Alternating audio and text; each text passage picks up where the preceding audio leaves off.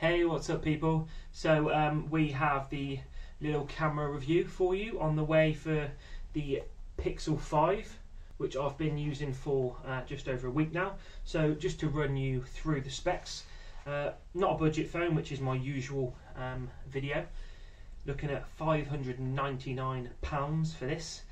You've got the 6-inch screen, 16 megapixel camera, 8 gig of RAM, 4,000 milliamp hour and 80 battery, which is exceptional.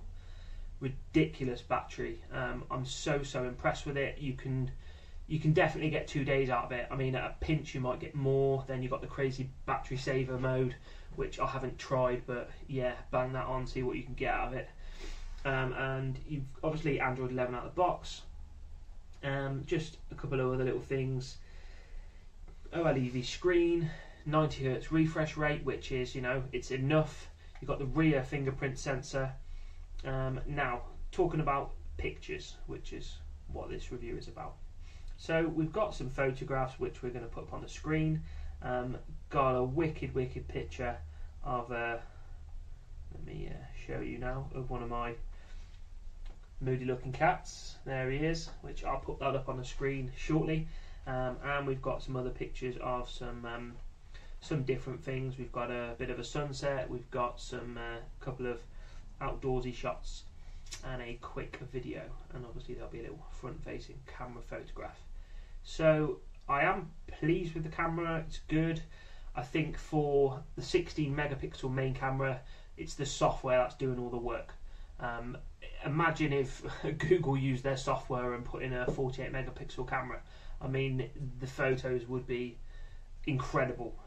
They're probably almost as good or maybe a touch better than your average 48 megapixel camera, but I mean, I think if they could put in a bigger camera to start with, something with a bit more megapixel, maybe a bigger sensor, then potentially we could end up with the best camera on the market, undoubtedly so. However, they choose not to do that. They've used the same camera again in about the fourth device. So yeah, pictures on screen now.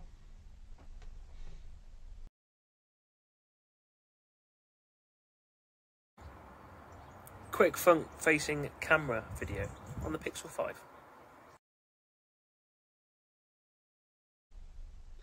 Hopefully you can see what I mean about the pictures. There's some quality pictures in there, but they're no better than phones that you can get for, you know, £300. I mean, the Poco F3, excuse me, I forget which it was. I think it was the X3. Great camera. The 8T, which I've just unboxed. Again, another really good camera with a sensor and a camera lens that's been reused in a few phones, so they know what they're doing now. And yeah, this has improved while it's been used through different phones, but unfortunately for me, it could be better. So yeah, that's my review, and amazing battery, not a bad price, very compact, sturdy design. Check it out in the link below. Please sub to the channel. Any comments, fire away. Thank you for watching, and I'll see you in the next one. Bye bye.